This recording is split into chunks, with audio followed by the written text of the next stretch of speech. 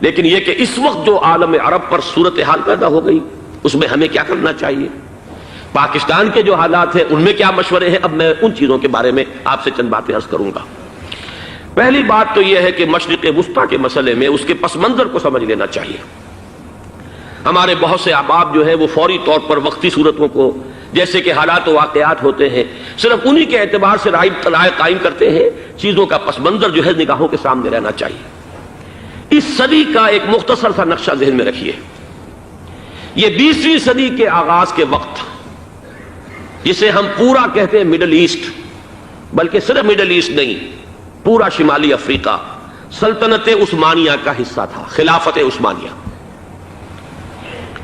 Libya, الجزائر، مصر، پورا حجاز، یمن، پورا عراق، شام، اور یہ شام ہی کے حصے ہیں در حقیقت، اردن اور لبنان، یہ سب، یہ شام عرب، عراق عرب، یہ پورا علاقہ خلافت عثمانیہ یہ اس کا حصہ تھا۔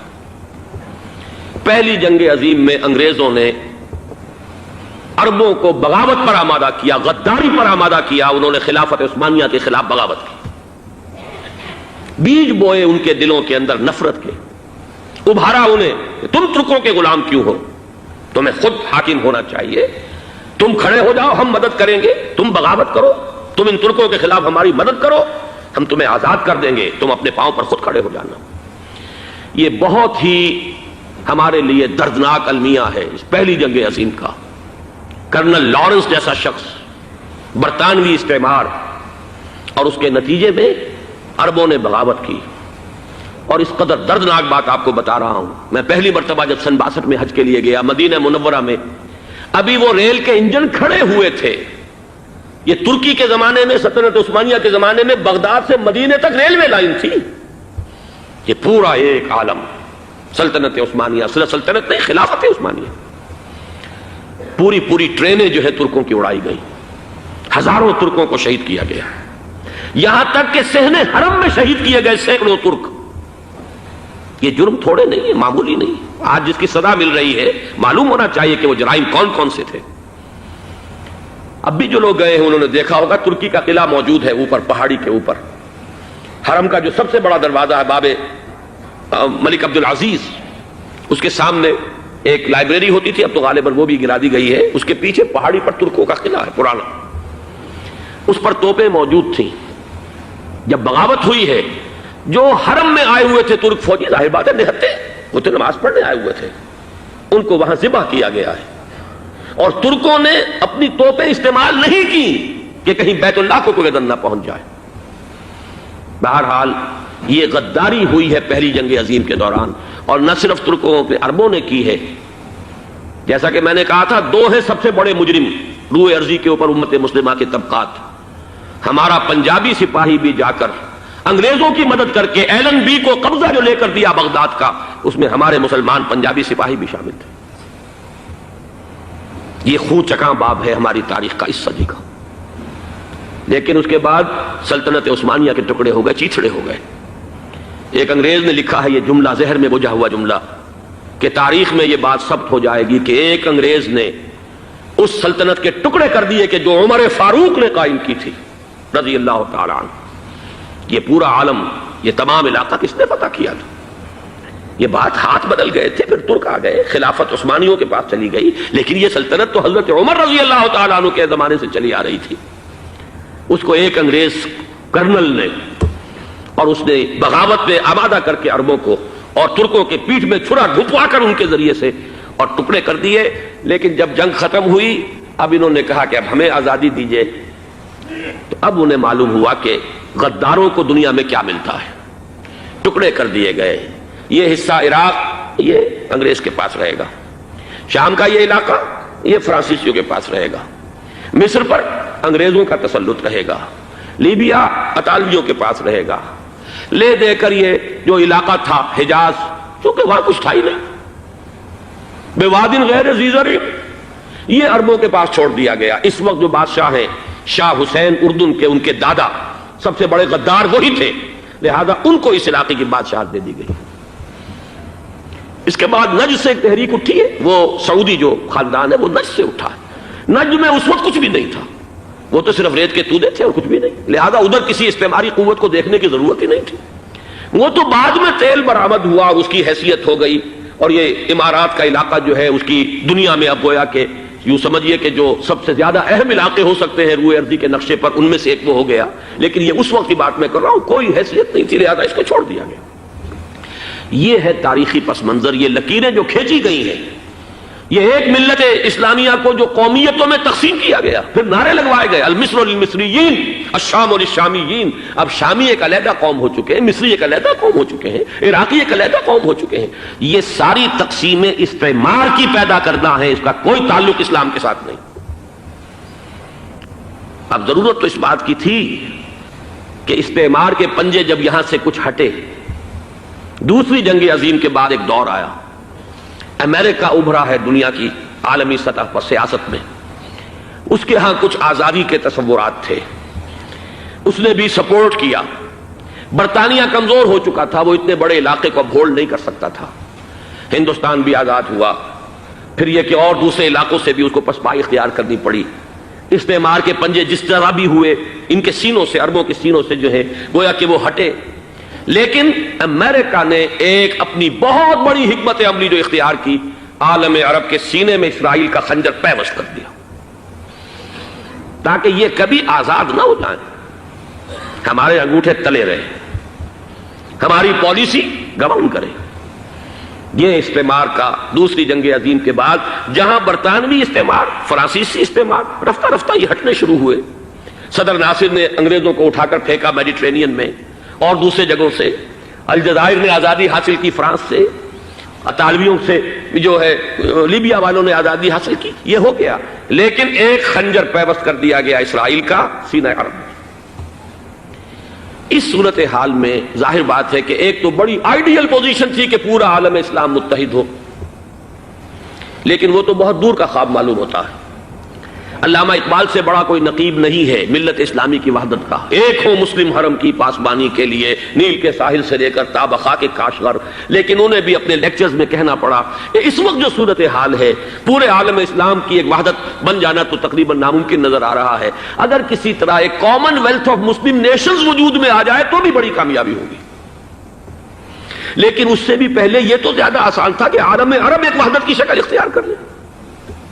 یہ تو ایک قوم ہے، اکثر و بیشتر ایک نسل یا زیادہ دو نسلیں کہتی تھے، شمالی افریقہ میں بربر نسل بھی ہے، باقی تو سب عرب ہے۔ یہ پورا عالم ایک نسل، ایک زبان، پورے اتنے رقبے کے اوپر بولے جانے والی ایک زبان، یہ تو ایک ہو جائے۔ افسوس یہ ہے کہ اس کا ایک ہو جانا، ایک شخصیت ابھری تھی جو مذہبی مزاج کی شخصیت تھی، جو دینی مزاج کی حامل شخصیت تھی، اگر اس کی قیادت میں عالم عرب متحد ہو جاتا تو واقعتاً ایک بہت بڑا جو ہے مرحلہ وہ طے ہو جاتا پوری عالمی ملت اسلامیہ کی ایک وحدت اختیار کرنے کا۔ وہ شخصیت تھی شاہ فیصل شہید کی، اور اس لفظ کے ساتھ ہی آپ کے ذہن میں آ گیا ہوگا کیوں انہیں شہید کر دیا گیا، کس نے کیا کرایا، کہاں سے تعلیم حاصل کر کے آیا تھا وہ جس نے شہید کیا شاہ فیصل شہید کو، اس کی گردن پر کون سوار تھی، وہ یہودی لڑکی کے جس کے فوٹو بھی شائع ہوئے، ایک گردن پر اٹھائے کھڑا ہوا شہزادہ اپنی ایک یہودی دوست کو، لڑکی کو، اور وہی ہے کہ جس نے جا کر پستول سے شہید کیا ہے۔ جان اچھی طرح جان لیجئے، جیسے بارہا میں نے عرض کیا ہے کہ حضرت عمر کو شہید کرنے والا کہنے کو ابو لولو فیروز تھا، لیکن اس کے پیچھے پورا ایرانی نسل پرستی کا جو پورا پس منظر ہے، اسے تو ہر شخص جس کی ذرا بھی نگاہ جو ہے جو صرف منظر کو نہ دیکھ رہی ہو، پس منظر کو بھی دیکھنے والی ہو، وہ تو جان لے گی کہ ابو لولو فیروز ایک فرد کا نام نہیں تھا، وہ ایران کا انتقام تھا عالم عرب سے۔ بالکل اسی طریقے سے یہ امریکی استعمار کا ہتھ کنڈا تھا، اسے محسوس ہوا۔ شاہ فیصل مذہبی مزاج کا شخص یہ ابھر رہا ہے، اور یہ شاہ فیصل کی حکمت عملی کا ذرا آپ اندازہ کیجئے۔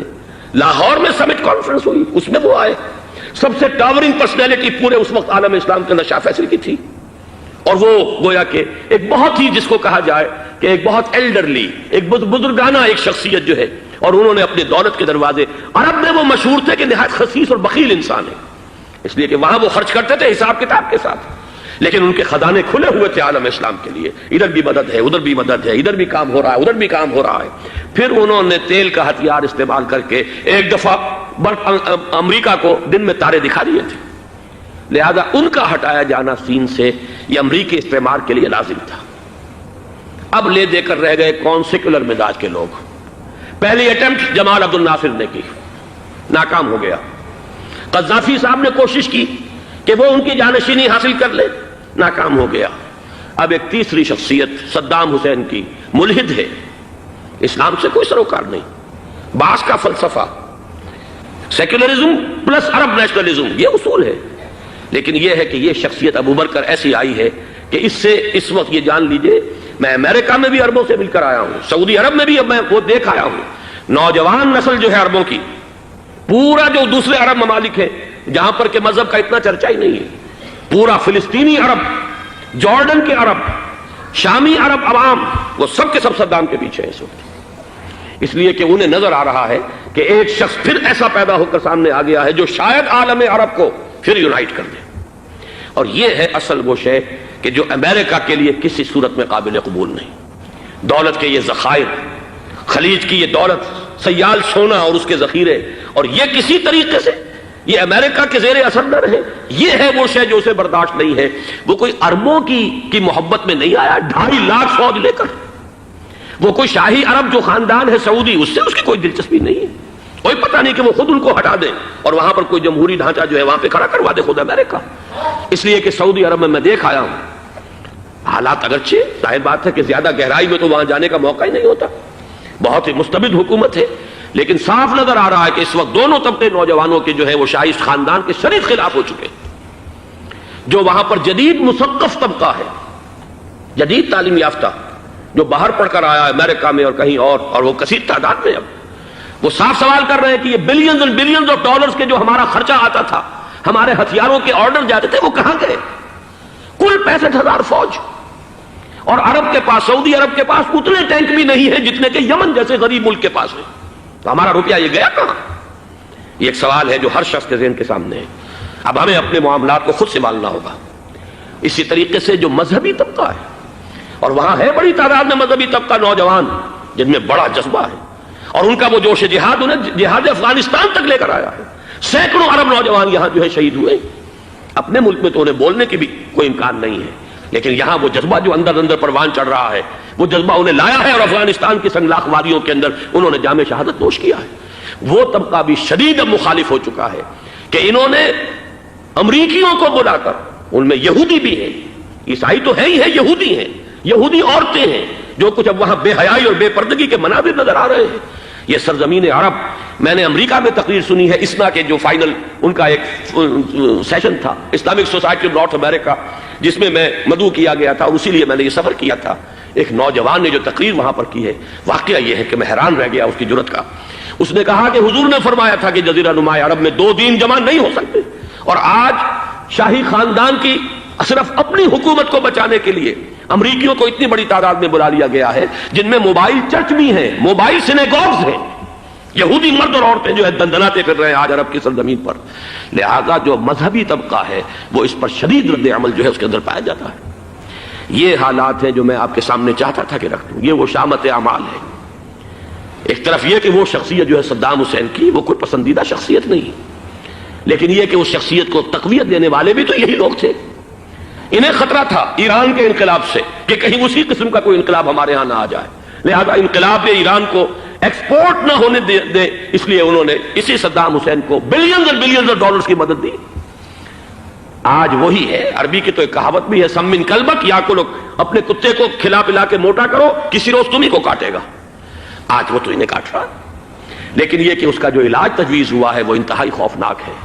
2.5 لاکھ امریکی، وہ استعمار کے پنجے جو بمشکل عالم عرب کے سینے سے جو گڑے ہوئے تھے اس استعمار نے، مشکل ہٹے تھے کہ ایک دم اب وہاں پر خبریں آ رہی ہیں، فرانسیسی بھی آ رہے ہیں، برطانوی بھی آ رہے ہیں، کہاں کہاں سے فوجیں آ رہی ہیں، اور وہاں پر 2.5 لاکھ تو صرف امریکن آرمی کا، اس میں تقریباً 1.5 لاکھ تو پہنچ چکی، اور جو بھی ہوگا وہاں پر جیسا کہ میں نے عرض کیا ہے اس قدر خوفناک سین ہے۔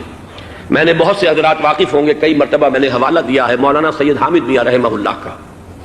انہوں نے ایک دفعہ مجھے بتایا تھا کہ احادیث میں جو قرب قیامت کے حالات و واقعات کی پیشن گوئیاں ہیں، ان میں یہ ہے کہ وہ جو آخری جنگ ہونی ہے جو کہ دجال کے خلاف ہوگی مسلمانوں کی، اور جس میں کہ حضرت مسیح علیہ السلام کا نزول ہوگا، جس کے سلسلے میں اس سے پہلے ایک جنگ ہوگی بہت خوفناک، بہت خوفناک۔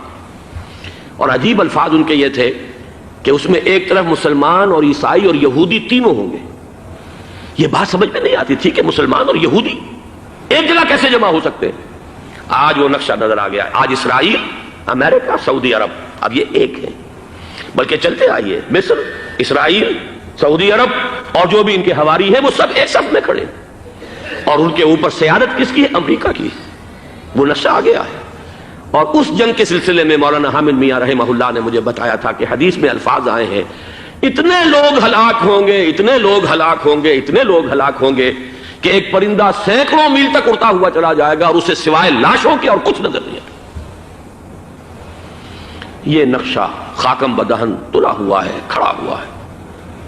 جو بھی ہوگا کیمیاوی جنگ، کیمیاوی کیمیکل وارفیئر اور پھر ایٹمک وارفیئر، جس کی کھلی دھمکیاں دی جا چکی ہیں۔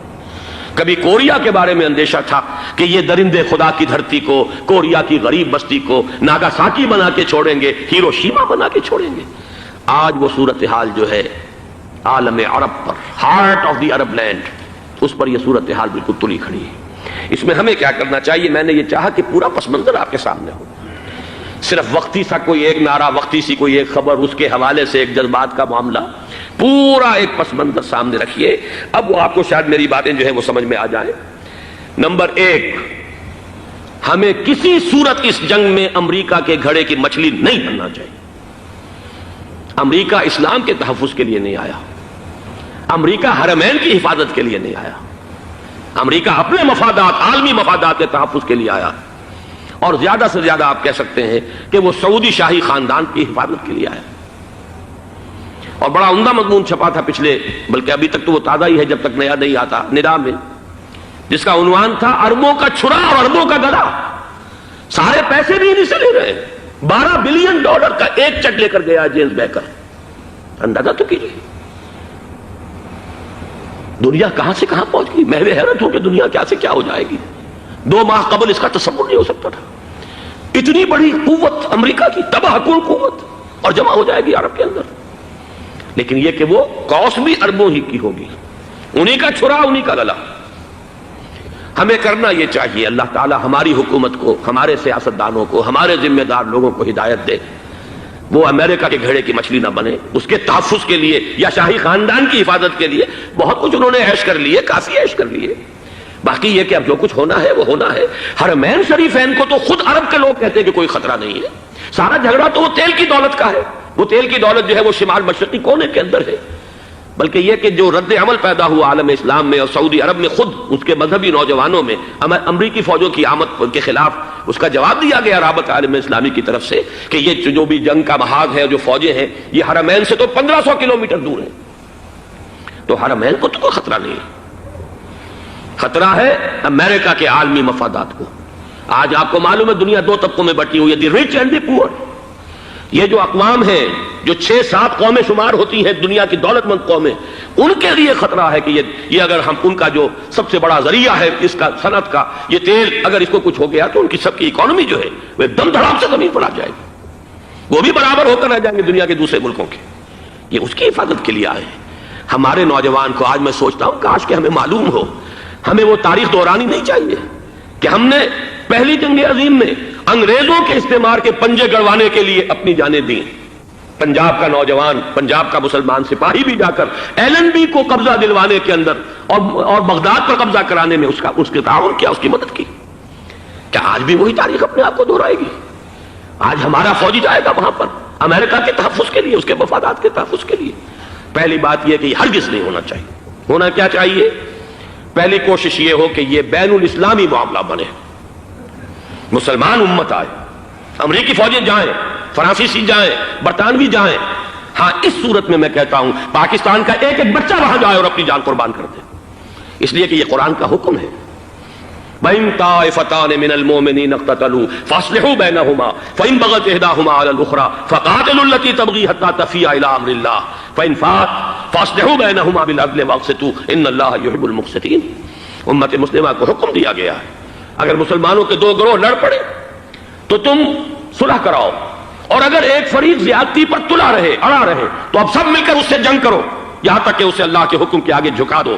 پھر اگر وہ اللہ کا حکم مان لے، صلح پر آ جائے، تو پھر عدل و قسط کے ساتھ ان کے درمیان صلح کرا دو۔ یہ ہمیں حکم ہے، مسلمانوں کو حکم ہے۔ لیکن یہ کہ یہ امریکی آ رہے ہیں اور امریکی استعمار اور امریکی مفادات، اور اس کے لیے جو ہے پاکستان کا مسلمان سپاہی بھی جائے، میرے نزدیک یہ کسی صورت میں صحیح نہیں۔ مطالبہ بھی ہو رہا ہے، آج ہی غالباً ایک انٹرویو آیا ہے، شاہ حسین کے بھائی جو ہیں حسن بن طلال، انہوں نے بھی یہی کہا ہے کہ اس کو مسلمانوں کو آپس میں اس معاملے کو طے کرنا چاہیے، اس قضیے کو، امریکی فوجوں کو یہاں سے فوراً واپس جانا چاہیے۔ اور یہی بات میں یقیناً تائید کروں گا، تحسین کروں گا، یہی موقف ایران کا ہے۔ ایران عراق کے خلاف جو یو این او کے سینکشنز ہیں، کہتا ہے ہم اس کی پابندی کریں گے، لیکن امریکہ کو یہاں سے نکلنا چاہیے۔ یہ مسلمانوں کا اپنا معاملہ ہے، وہ آپس میں طے کریں۔ پاکستان کو بھی یہی موقف اختیار کرنا چاہیے پوری قوت کے ساتھ۔ اس میں کوئی بھی اگر کمزوری ہو رہی ہے تو در حقیقت یہ گویا کہ ہم امریکی استعمار کے ہاتھ میں اس کا آلہ کار بن کر، کھلونا بن کر استعمال ہو رہے ہیں، جو کہ ہمیں کسی صورت میں نہیں کرنا چاہیے۔ اگر یہ بھی ناکافی ہو تو دوسرا ایک اور مسئلے کا حل موجود ہے، اس سے براڈر سطح پر، کہ غیر جانبدار ممالک اگر کوئی ہے ان کو بھی اس قضیے کے اندر شامل کیا جائے۔ ایک تحریک تھی کسی زمانے میں، کافی بڑی تھی، لیکن یہ کہ وہ بھی اگر اس کے اندر شامل ہو جائیں۔ لیکن امریکہ، رشیا، یہ تو ظاہر بات ہے سپر پاورز ہیں، ان کے مفادات ہیں، عالمی اور گلوبل مفادات ہیں، لہذا اول تو یہ ہونا چاہیے کہ بین الاسلامی معاملہ بنا کر، اس صورت میں جیسا کہ میں نے عرض کیا ہماری پوری فوج بھی جائے اللہ پر توکل کر کے۔ پاکستان کا محافظ اللہ ہوگا، اگر اللہ کے ایک حکم کے اوپر عمل کرتے ہوئے مسلمان یہاں سے جائیں اور جا کر وہاں پر جو ہے اپنی جانیں دینے کو تیار ہو جائیں۔ لیکن اگر یہ اس میں بھی کافی نہ ہو تو جو بھی غیر جانبدار ممالک ہیں ان کو بھی اس معاملے کے اندر شریک کیا جا سکتا ہے۔ بدرجۂ آخر اگر پاکستانی فوج جائے، وہ صرف حرمین شریفین کے گرد و نواح میں ان کو ڈپلوائے کیا جانا چاہیے۔ اگر خدا نہ خواستہ وہاں پر کوئی آنچ آنے کی شکل پیدا ہو جائے تو اس کی، اے ارض پاک تیری حرمت پہ کٹ مرے ہم، اس کے لیے مسلمانوں کو تیار رہنا چاہیے۔ اس لیے کہ بہرحال جہاں تک ارض پاک کی حرمت کا تعلق ہے وہ ہمارے ایمان کا جز ہے۔ باقی برطانوی مفادات، امریکی مفادات، صنعتی ممالک کے مفادات یا کسی شاہی خاندان کے مفادات، یہ شاہی خاندان یہ تو گرتی ہوئی دیواریں ہیں، جانا ہے آج نہیں تو کل۔ لیکن یہ کہ اصل معاملہ ہے امت کا، اصل معاملہ ہے امت مسلمہ کا، اصل معاملہ ہے حرمین شریفین کا، لہذا ان دونوں چیزوں کو لازماً گڈمڈ نہ کریں۔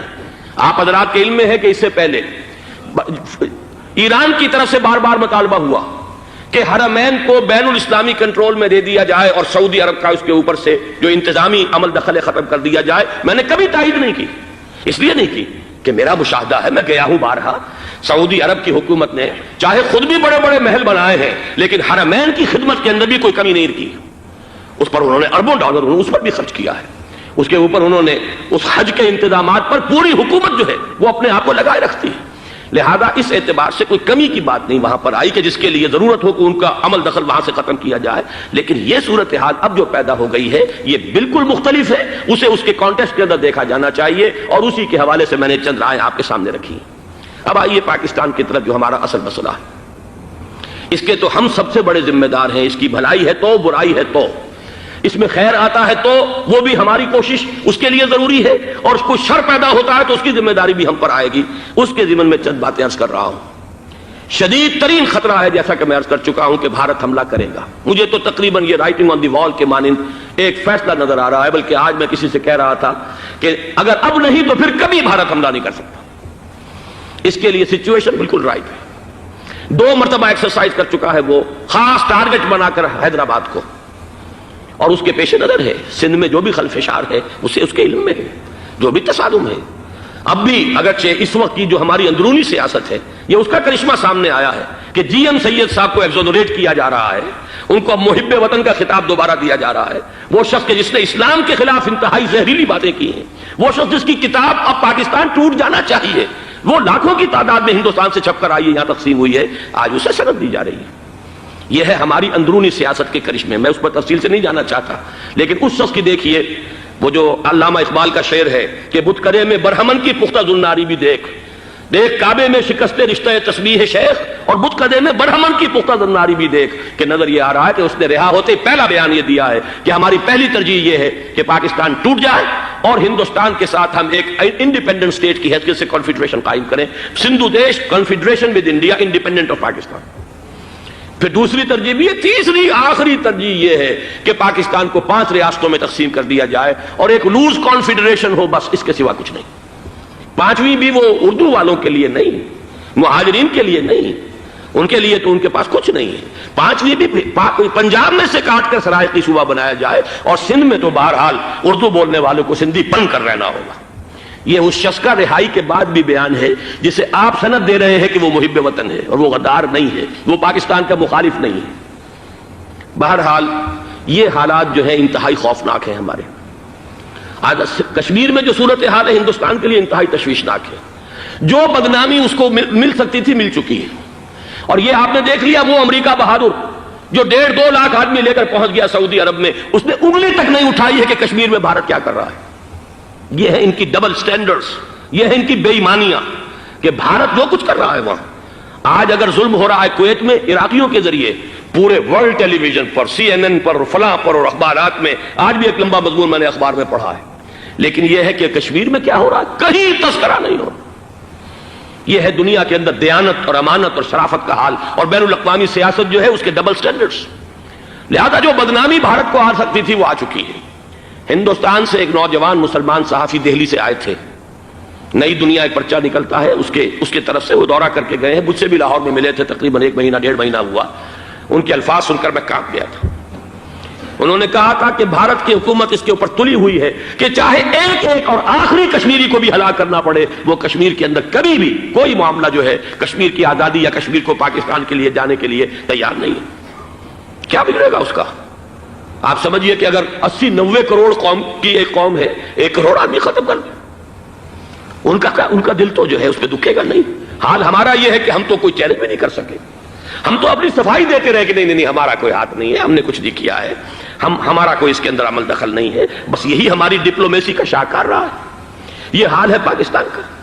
لہذا بھارت کا وہ معاملہ جو ہے، میں نے جیسا کہ آپ کے سامنے مختلف فیکٹرز گنوا دیے تھے، اندرونی اس کی سیاست، اندرونی خلفشاں، وہ تو اب آ کر رہے گا۔ اللہ یہ کہ اللہ تعالیٰ کے قبضہ قدرت میں ہر شے ہے، وہ ٹال دے تو ٹال دے۔ مجھے اقبال کا وہ شعر یاد آ رہا ہے، تقدیر تو مبرم نظر آتی ہے ولیکن پیران کلیسا کی دعا ہے کہ یہ ٹل جائے۔ ہم دعا کریں کہ یہ ٹل جائے وقت، لیکن یہ ہے کہ تقدیر مبرم نظر آ رہی۔ اس حالت میں ہمیں کیا کرنا چاہیے؟ نمبر 1 یہ کہ سب سے اہم شے ہے قومی یکجہتی، اور قومی یکجہتی کے اعتبار سے انتہائی خوفناک مرحلہ آ رہا ہے انتخابات کا۔ انتخابات میں تو کچھ نہ کچھ فساد، کچھ نہ کچھ دنگا، کچھ نہ کچھ ہنگامہ، ایک دوسرے کے خلاف کیچڑ، ایک دوسرے کے خلاف الزامات، بوچھاڑ، یہ تو بڑھتے ہیں۔ بھارت میں بھی قتل و غارت گری ہو جاتی ہے کچھ نہ کچھ۔ لہذا یہاں پر بھی پیر پگاڑا صاحب جو ہمیشہ سے کہتے چلے آ رہے ہیں فیملی پلاننگ، آج پھر ان کا جملہ آ گیا ہے کہ شاید اس انتخابات میں فیملی پلاننگ کے ذریعے سے کوئی بہت بڑا کام ہو جائے۔ پہلی بات تو یہ ہے کہ میں نے اب تک یہ کہا ہے کہ انتخاب کسی صورت میں پوسٹ پون نہیں ہونے چاہیے۔ اب بھی میں یہ کہتا ہوں کہ اگر تو انتخابات کا بدل صرف ایک ہے اور وہ مارشل لا ہے، تو پھر مارشل لا سے تو بہتر ہے کہ وہ انتخابات ہوں، چاہے اس میں کوئی خلفشار بھی ہو۔ اس لیے کہ مارشل لا کا مطلب جو ہے وہ تو سندھ کے اندر ایک ناگزیر دھماکہ ہو جائے گا، تباہ کن، خوفناک، اور پھر بھارت کو کچھ کرنے کی ضرورت نہیں ہوگی، کیا کرایا اسے سارا معاملہ سندھ کے اندر سے مل جائے گا۔ مارشل لا ہرگز نہیں ہونا چاہیے۔ وہ بات جو سن 80 میں نے 18 اگست 1980 کو کہی تھی ضیاء الحق مرحوم سے، آج پھر اسی بات کی میں تکرار کر رہا ہوں، اعادہ کر رہا ہوں۔ مارشل لا پاکستان کے لیے سوسائڈل ہے، لیکن ایک آلٹرنیٹ سامنے آیا ہے۔ ایک تو پشاور ہائی کورٹ کا ورڈکٹ آ گیا، اور یہ کہ کچھ اور لوگوں کی طرف سے بھی باتیں آئی ہیں۔ 1-2 دن ہوئے ہیں، جنگ میں 2 اہم سرخیاں تھیں، اور وہ بڑے اونچے حلقہ جو ہمارا فوج کا اونچا حلقہ ہے اس کی طرف سے، اگرچہ نام کسی کا نہیں تھا۔ ایک تو یہ کہ مارشاء اللہ یہاں کسی صورت نہیں لگے گا، دوسرے یہ کہ کوئی قومی حکومت کی تشکیل جو ہے اگر کسی طرح ہو سکتی ہو تو وہ اس وقت کا حل ہے، اور وہ اسی شکل میں ممکن ہے۔ اگر تو الیکشن آپ پوسٹ پون کرتے ہیں اور اسمبلیاں پرانی بحال نہیں کرتے، تو پھر تو اس کا مطلب یہ کہ ہمارا کانسٹیٹیوشن ایبروگیٹ ہو گیا اور اس کا آلٹرنیٹ سوائے ایک مارشل لا کے اور کوئی نہیں ہے۔ لیکن اگر صدر اسحاق صاحب ہمت کر لیں، ملک کے حالات کو دیکھ کر، جو اس وقت صورتحال ہے، جو خطرات ہیں بارڈر پر، ان کو دیکھتے ہوئے یا تو یہ کہ عدالتوں کے ذریعے سے اسمبلیاں بحال ہو جائیں، اس میں حکومت زیادہ رکاوٹ نہ ڈالے، یا یہ کہ خود صدر اسحاق صاحب واپس لے سکتے ہو قدم تو واپس لے لیں، لیکن یہ کہ تمام پارٹی سے یہ پہلے عہد لے لیا جائے کہ وہ ایک قومی حکومت کی تشکیل کریں گے۔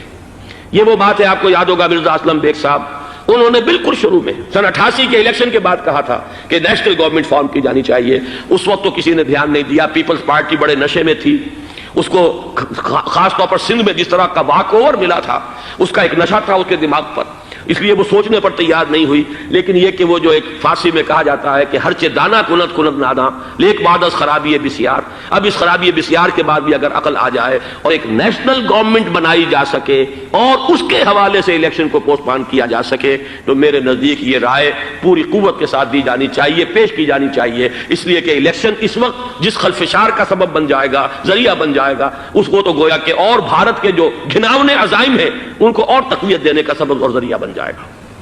دوسری بات یہ، اس قوم کے اندر جذبہ جہاد، وہ ڈیفینسو جہاد، دفاعی جہاد، جس کے بارے میں کوئی دو رائے نہیں ہو سکتی کہ اس کے لیے جو جان بھی دی جائے گی وہ شہادت کی موت ہوگی۔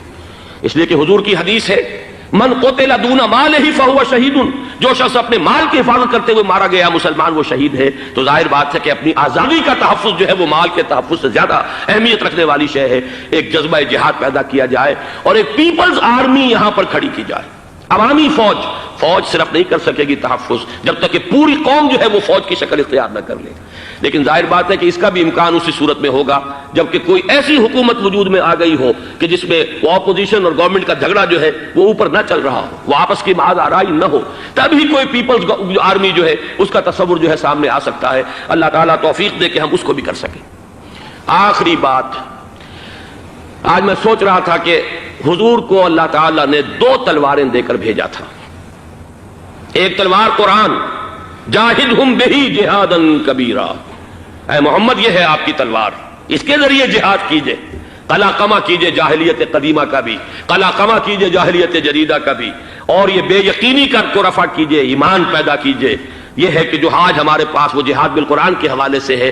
اور دوسرا ہتھیار تھا دین حق، هو الذی ارسل رسولہ بالہدی ودین الحق لیظہرہ علی الدین کلہ، وہ نظام عدل اجتماعی، وہ جو واقعہ یہ ہے کہ اگر اس کا نمونہ دنیا کو دکھا دیا جائے تو پوری دنیا اسے قبول کرے گی، اس لیے کہ دنیا تو پیاسی ہے، دنیا مختلف نظاموں کو ٹرائی کر کے تھک چکی ہے۔ اس نے جمہوریت کا تجربہ بھی کر لیا ہے جس نے سرمایہ داروں کی آمریت کی شکل اختیار کر لی، دنیا نے کمیونزم کا تجربہ بھی کر لیا ہے، وہاں سے بھی پسپائی اختیار کر رہی ہے نوع انسانی۔ لیکن یہ کہ وہ نظام عدل اجتماعی تو ہمارے پاس تھا۔ پچھلے سال آپ کو یاد ہوگا یہاں پر دسمبر کے مہینے میں اس کے اوپر سیمینار ہوئے تھے، سیاسی نظام، معاشی نظام، معاشرتی نظام، اخلاقی نظام، وہ پورا نظام زندگی جو ہے وہ ہمارے پاس ہے جس کے لیے یہ ملک لیا گیا تھا، اسلامی انقلاب برپا کر کے، اور یہاں پر اس دین کو قائم کیا جائے۔ میں چند باتیں بھارت کے حوالے سے کہنا چاہتا ہوں۔ بھارت کے سلسلے میں ہم سے بہت بڑی بڑی کوتاہیاں ہوئی ہیں ہندو قوم کے حوالے سے۔ پہلی کوتاہی یہ ہوئی کہ ہم نے 800 یا 1000 برس تک حکومت کی، اگرچہ صوفیاء نے کچھ تبلیغ کی یہاں پر، لیکن علمی سطح پر، انٹلیکچوئل لیول پر کوئی تبلیغ کا کام نہیں کیا۔ ہندوؤں کی جو اعلیٰ ذات کے لوگ ہیں، اور ہندو ذہن ہے فلسفیانہ ذہن، اس فلسفیانہ ذہن کو ہم نے کبھی سمجھنے کی کوشش نہیں کی، اس تک ہم نے دین کی دعوت کو نہیں پہنچایا۔ ہم نے جہاد بھی سیف کر کے انہیں زیر تو کر لیا، ان پر حکومت تو کی، لیکن یہ ہے کہ جہاد بالقرآن کے ذریعے سے ان کے نظریات، ان کے افکار، ان کے عقائد، ان کے نظریات باطلہ کا علاج نہیں کیا۔ یہ ایک بہت بڑا جرم تھا کہ ہم نے یہاں پر 1000 برس تک حکومت کی لیکن یہ فرض منصبی ادا نہیں کیا۔ اس ضمن میں آپ سے عرض کروں کہ پچھلے سال جب میں گیا تھا انڈیا، مولانا علی میاں سے مدظ اللہ العالی میری ملاقات ہوئی، میں نے انہیں ایک مشورہ دیا، وہ چونک گئے، انہوں نے مشورہ پسند بھی کیا، یہ مجھے نہیں معلوم کہ اس پر عمل کیا یا نہیں۔ میں نے ان سے عرض کیا کہ آپ ندوۃ العلماء میں سنسکرت کی تعلیم لازم کر دیں تاکہ یہاں کا عالم دین جو نکلے وہ ہندو جو مذہب کی کتابیں ہیں ٹاپ کی، امہات کتب، ان کو بھی سمجھ سکتا ہو۔ جب تک آپ ہندو ذہن کو نہیں سمجھیں گے اسلام اس کے سامنے پیش نہیں کر سکتے۔ لہذا ایک کام تو ہمیں یہ کرنا ہے، اور میں نے شاید آپ میں سے جو حضرات بھی میثاق پڑھتے ہیں ان کے تو علم میں یہ بات ہوگی کہ میں نے شاہ ولی اللہ دہلوی رحمۃ اللہ علیہ کا ایک قول جو ہے نقل کیا ہے، ہندوستان ہی کے ایک رسالے میں وہ ان کا قول جو ہے اس کو کوٹ کیا گیا تھا، وہاں سے میں نے نقل کیا کہ انہوں نے فرمایا کہ ایک وقت آئے گا کہ ہندو قوم کے اعلیٰ ذات کی اکثریت اسلام قبول کر لے گی، اللہ کرے کہ وہ کام ہو، وہ بھی ہوگا تو جہاد بالقرآن کے ذریعے سے ہوگا۔ دوسری دو کوتاہیاں کیا ہوئی؟ دیکھیے میں اس کی مثال دے رہا ہوں۔ ہم نے اب تک اسلام کے لیے جو نعرہ بازی کی ہے اس کا نتیجہ یہ نکلا، ہندو کو ہم نے بیدار کر دیا، چوکنا کر دیا، منظم کر دیا، اپنے خلاف کھڑا کر دیا، اور ہم نے کچھ کیا نہیں۔ اس کی ایک سادہ مثال دے رہا ہوں۔ چپ راس چپ، چپ راس چپ، خاکسار تحریک، دہل گیا تھا پورا ہندوستان، واقعہ یہ کہ دہل گیا تھا۔ وہ تحریک تو اس کے بعد ختم ہوئی، اب آثار قدیمہ میں کہیں رکھی ہوئی ہے، لیکن ہندو نے اس وقت سے RSS شروع کی، ہندو کو جگہ دیا۔ RSS جوابی تحریک تھی خاکسار تحریک کے مقابلے میں، اور وہ 60 برس ہو گئے مسلسل کام کر رہے ہیں، وہ تحریک موجود ہے، اور اب وہ بہت بڑی فارمیڈیبل فورس بن چکی ہے ہندوستان کے اندر۔ اسی طرح دوسری بات عرض کر رہا ہوں، ہمارے ہاں اسلام کا نعرہ، اسلامی نظام، اسلامائزیشن، حکومت، قانون، یہ پہلے تو لگا کرتا تھا اپوزیشن کے پلیٹ فارم سے۔ 11 برس جو تھے ہمارے مرحوم ضیاء الحق صاحب کے، وہ ایوان حکومت سے یہ نعرہ لگا۔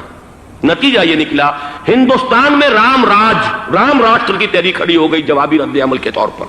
ہم نے تو کچھ کیا بھی نہیں، سوائے کچھ کاسمیٹک تبدیلیاں، کچھ اوپر کی تبدیلیاں، کچھ رنگ و روغن، کچھ عید میلاد النبی زیادہ شوق سے اور زیادہ شان سے بنانی شروع کر دی، کچھ اور ہم نے اس طرح کے جو ہے وہ تقریبات کا آغاز کر لیا۔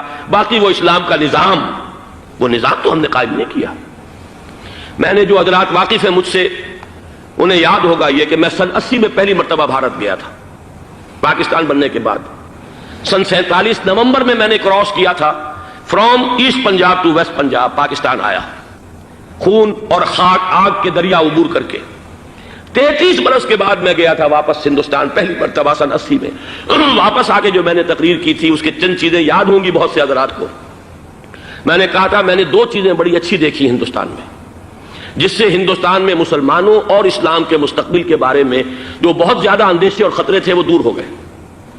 ایک یہ کہ ہندوستان میں بھی کوئی ایک نیشنلزم پیدا نہیں ہو سکا، بلکہ ریجنلزم ہے، علاقائیت ہے، لوگوں کے ذہن کے اندر علاقائیت ہے۔ اگر ایک مرکزی نیشنلزم پیدا ہو جائے تو بھارت بہت بڑی طاقت بن جائے گا، پورے علاقے کے لیے بہت بڑا خطرہ بن جائے گا۔ دوسری بات میں نے یہ عرض کی تھی کہ اللہ کا شکر ہے کہ ہندو مذہب کا کوئی ریوائول وہاں نہیں ہوا۔ بائی اینڈ لارج انڈین ہندو جو ہے وہ سیکولر ذہن کا ہے، مذہب کا احیاء وہاں نہیں ہوا۔ یہ سن 19 کی بات میں کہہ رہا ہوں، اس لیے کہ مذہب کا اگر احیاء وہاں ہو جائے تو مسلمان کے لیے بڑے خطرے کی بات ہو جائے گی۔ لیکن آج میں آپ سے عرض کر رہا ہوں 1990 میں 10 برس کے بعد، یہ جو 11 برس تک ہمارے ہاں اسلام کی رٹ لگی ہے، نتیجتاً اب وہاں ملیٹنٹ ہندو ریوائولزم ایک بہت بڑی قوت بن کر آ چکا ہے۔ ہم نے کچھ کیا بھی نہیں، نعرے لگائے، اور وہاں بی جے پی اب اگلے الیکشن کے اندر وہ یقین رکھتی ہے کہ اس کی حکومت ہوگی۔ اس وقت بھی بی پی سنگھ کی حکومت جو ہے اسی کے بل پر کھڑی ہے۔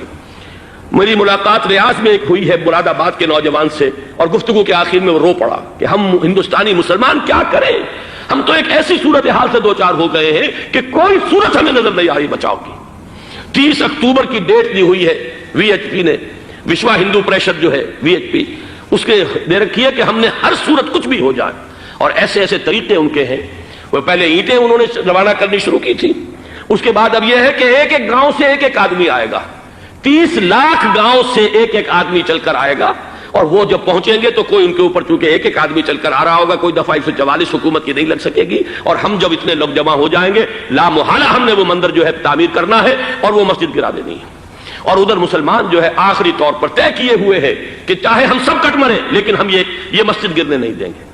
خدا نہ خواستہ یہ صورتحال اگر بالفعل ہو جاتی کنفنٹریشن، اس وقت تو پھر بھی جو حکومت UP کی ہے وہ کچھ نہ کچھ مسلمانوں کا ساتھ دے رہی ہے، لیکن یہ کہ بے بس ہوتے کوئی دیر نہیں لگے گی۔ اگر لاکھوں لوگ جمع ہو جائے اس شہر کے اندر، ایودھیا کے اندر، تو ظاہر بات ہے ہر حکومت گھٹنے ٹیکنے پر مجبور ہو جاتی ہے۔ 50,000 اہل تشیع نے ضیاء الحق صاحب کے